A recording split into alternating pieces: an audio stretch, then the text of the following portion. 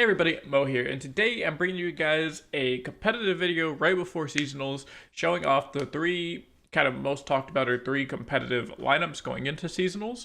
And this is going to showcase the three, like I said, competitive lineups that people will bring, or that a lot of top players are consider bringing. So it can give you an idea of what, you might want to bring if you enjoy playing, copying your favorite player, if you want to enjoy the top meta decks, try and get carried by those a little bit, or if you just want to know what to expect, then maybe you can build your lineup around to counter them. So here I have three lineups. I'm going to show you guys the standard lineup, a more aggressive style lineup, and then a counter lineup that's going to try and counter the Aatrox Kayn deck. But before we get into the video, I want to remind you guys that 68% of the people that watch my videos aren't actually subscribed to me. So you can do me a huge favor, click the subscribe button and then comment down below what lineup you're going to bring to seasonals if you want to share that information. So give other people, a little bit more advice on what they could bring, and then kind of explain why you're bringing it, and then who knows, maybe you can help someone out figure out the lineup they want to bring. The second thing is the website I'll be using today is called Runeterra. This was developed by my friend Seku. So he posted on Twitter. I think it just went live like literally yesterday or the day before that. So I'm going to be using it. It's a great way to show off three decks. So this is great for tournaments, so things like seasonals when your opponent has three deck codes, or if you're in seasonals they don't give you the deck code, but in grassroots tournaments or 1v1s, or if you're just scrimming with people, you can use this to easily see all three decks at the same time. So you can see like, oh, here's this, or if you want to show your lineup to somebody and get thoughts and feedback and stuff like that, it's a great way to share a lineup because you can just put all three decks in here. You can just copy this code, go copy, and then boom, paste, and then look at that.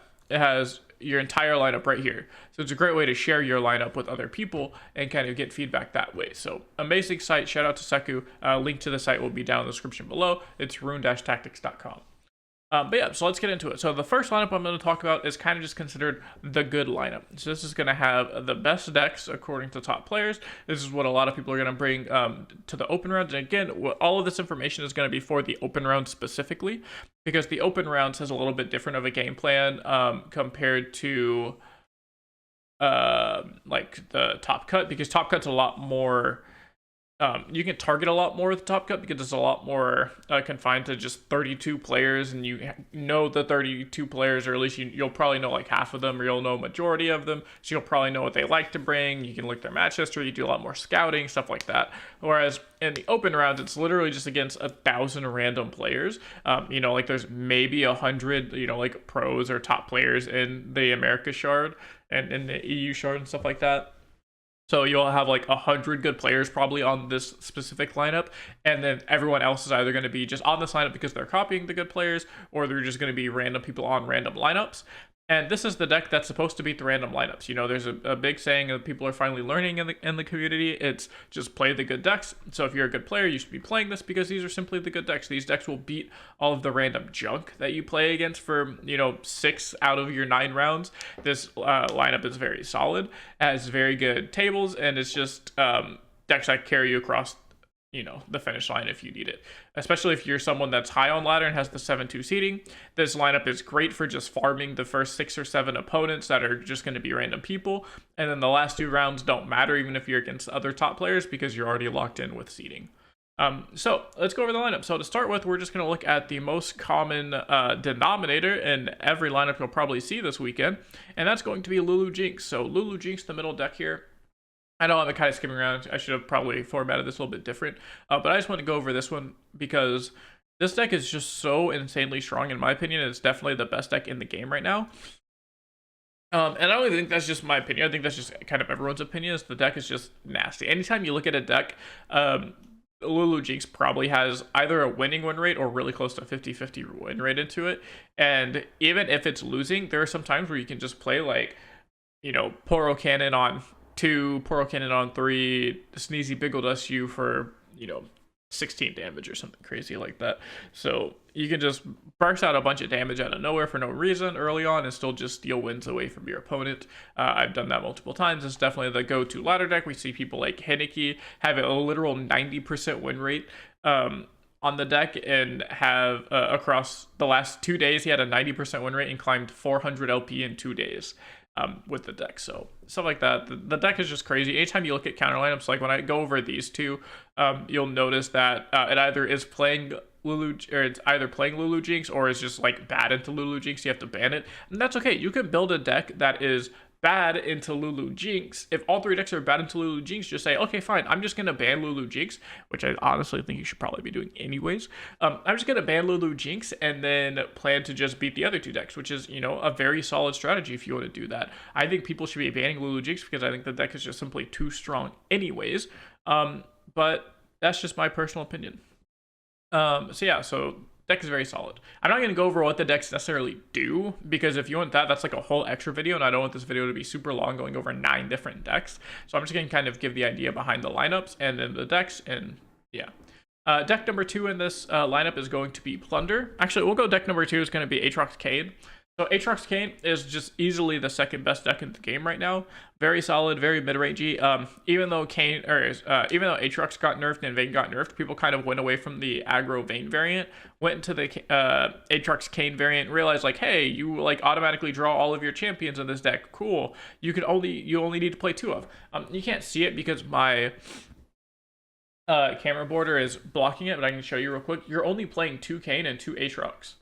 So you're only playing 2 Kayn and 2 Aatrox because you automatically draw them every game, and you don't really want to draw multiple copies. Like, you don't want to get a Kayn in your mulligan. That's really bad. You'd rather just get, you know, an extra, you know, unit or something, or even an extra like weapon so you can summon the Aatrox later on. And you also play 2 Heedless Resurrections, which is a nice way to kind of just like revive your champions and keep going. You can play Kayn on 5, they do a bunch of crazy shit to kill it, and then you say, okay, Heedless Resurrection for 3 mana, bring back my Kayn. And then they cry. So very solid. It just has a lot of tools. It has really good spells with your frostbites, your strike spells, your spell shield. It has really good utility with things like Darken Spear to make your stuff really big and to control. The Darken Fan against aggro. You can put, I mean, I've won countless amount of games by just going, okay, turn 4, play Scout, Tough Girl, Darken Heart, or not, sorry, you go Darken Fan, gain a bunch of life, gain a bunch of life. You can do that. This version doesn't play the 4 mana Tough Scout. It plays Ambitious Cultist instead.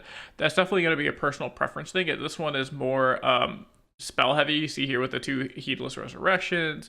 The where is it at? The oh yeah, it's on like 2 Forgiving Cold instead of 3. You're on like triple weapon, triple spell, triple weapon. You know, you already have Keeper in the box, so you don't really need too much healing from the fan. It's just nice to have, so you just gain more.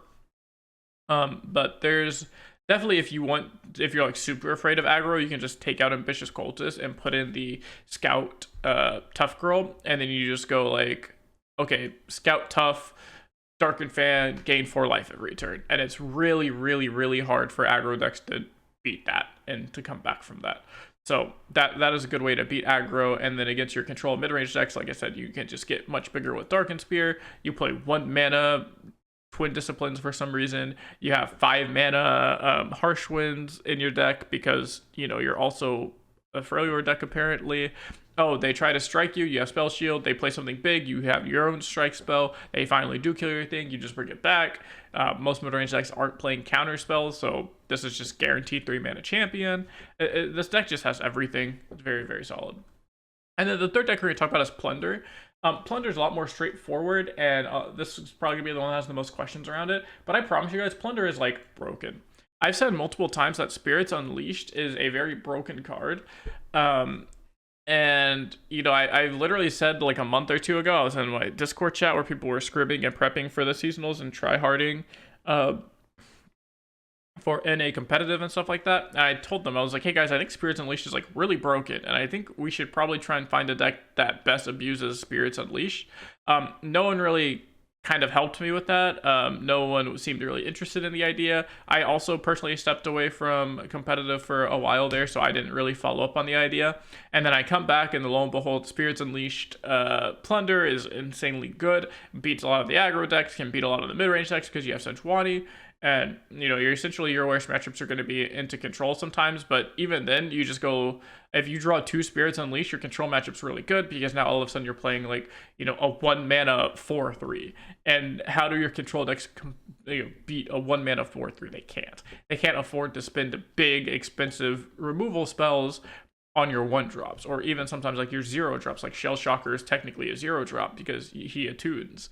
So you play Mirai Ward, and all of a sudden you spent 2 mana to get out 2 4/3s or 5/4s if you've got lucky and played all 3 Spirits Unleashed. So Spirits Unleashed is absolutely broken card. There have been many games where I just go pass on turn 1, pass on turn 2, Spirits Unleashed turn 3, Spirits Unleashed turn 4, and then still just win the game by like turn 7 because you just apply way too much pressure.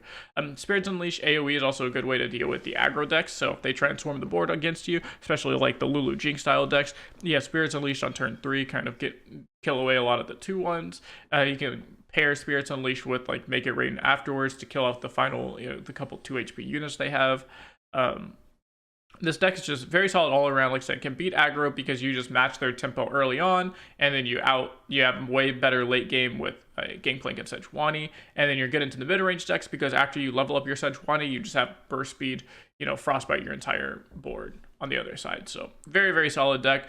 You could switch out this third deck for something like Lurk, but Lurk's going to be much weaker into Jinx, Lulu Jinx, but better into the mid-range decks. But there's a lot of things you can do for this third deck, but this right here is just, I'm just going to leave it simple and say this is what the, good player lineup is going to be. Number 2, what we have here is an aggressive style lineup.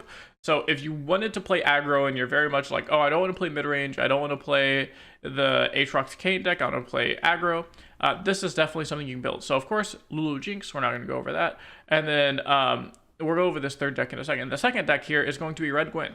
So this could be Red Gwyn, or this could be the Katarina Leona deck. I personally like Red Gwyn more. I think it's a lot more consistent. I also think it has a much better mid-range game plan, especially with Opulent Foyer, or Foyer, however you say it. Opulent Foyer, you can just play it on a defensive turn. Like if you're defending on turn 3, you play it, and then you play it turn 3. The ephemeral unit gets a free block or at least stops an attack.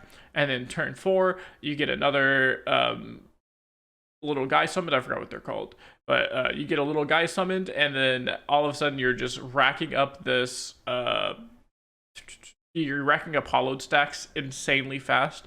Your opponents can't really deal with them. And then towards the mid to late game, you kind of just run away with the game because you're summoning this 10 power unit that requires a blocker every single turn. You have might, so that unit actually becomes a threat because you are playing triple might now. So even if they just chump block it with a 1/1 or something, you can just might. If they try and ping it off with a Vile Feast, Pokey Stick, something like that, we played double Mark of the Isles, so you can just Mark of the Isles to pump it up and make it bigger than the removal spell sometimes. It plays a couple of Shumpos for the nice rallies against the control decks or the slower mid-range decks that aren't expecting it. All around, I think this deck's probably just a little bit more consistent, a little bit better than the Katarina Leona deck. And then the third deck here is, again, Plunder, because, I do call this an aggressive style deck. It has the bunch of early game drops, and again, you still have a really solid mid-range play, and that's something you'll notice from all of these aggro decks is that they have really good early game in some form of another, but that they also can pivot into mid-range style decks, or at least do well into the mid-range game plans. And that's what these do. Another thing you can do instead of the Sejuani is the Rek'Sai, the Lurk package. If you didn't want to play Lulu Jinx, if you're really bad at Lulu Jinx, you could even just play Lurk right here. And then now all of a sudden you have a really good lineup into the mid-range decks. You have a really good lineup into the control decks. If you take it out of the way of Plunder, then now you're really good into control across the board too. So you just ban Lulu Jinx. You just say like, hey, sounds good to me. Plunder is just overall a stronger and better deck than Lurk, just because of the overall matchup tables it has and just the raw power of the deck. And sometimes, everyone knows Lurk. Sometimes you can attack on 1, miss Lurk, attack on 2, miss Lurk, and then you lost the game. But also sometimes you attack on 1 and then you blind Lurk or Rek'Sai and then you automatically win the game. So Lurk is very much a super polarizing version of Plunder. So if you don't have the super polarizing version, you just want to be able to outscale your opponent and have kind of a middle of the pack deck that's also still just good, Plunder's the way to go. And then deck number 3 is going to, I include Lurk here, this is going to be a hard target lineup. So this is going to be the beat the mid-range decks really hard, specifically Kayn Aatrox.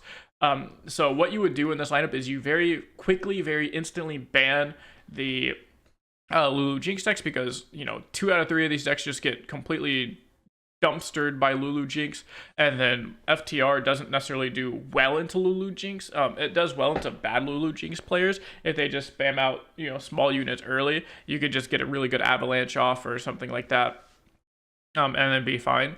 But against good Lulu Jinx players that don't just play into that. Hello, Winston. What do you do, Winston? Against good Lulu Jinx players that don't just play into that, then the matchup's going to be really difficult for you. But it's really good into Kayn Aatrox.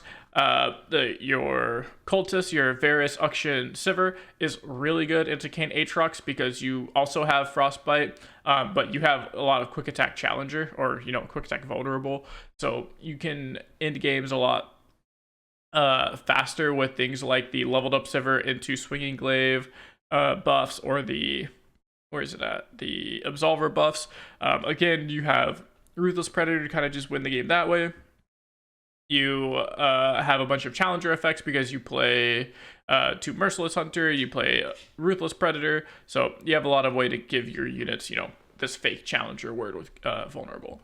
And then Lurk is really good into midrange simply because Lurk has always been really good into midrange. You play 1 mana infinite X's, and the HP doesn't matter against midrange decks. So even though, like, for instance, you know, Sharkling is only going to have 2 HP the entire game, the attack is going to be, you know, 4, 5, 6, 7 sometimes, you know, depending on how late to the game is. So playing a 1 mana 7/2 against midrange is just as good as playing a 1 mana, you know, like 7/4 or 1 mana 7/5 sometimes.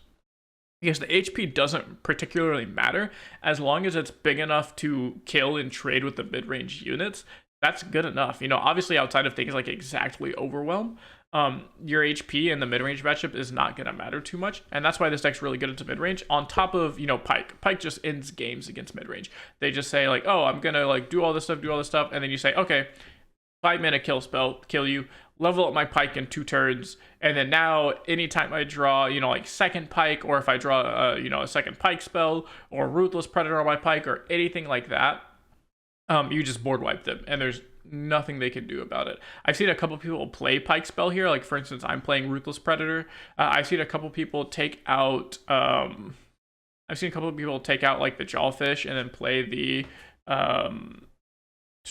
like the Pyke spell, I forgot what it's called, but the like literal Pyke's champion spell, Bone Skewer, I think is what it's called, just to have that extra odds of hitting that you know, multiple Pykes in a way, so you can level up your Pyke and have a burst speed board wipe if you need it. But yeah, so that's gonna be the video. Those are the 3 lineups I would recommend for seasonals.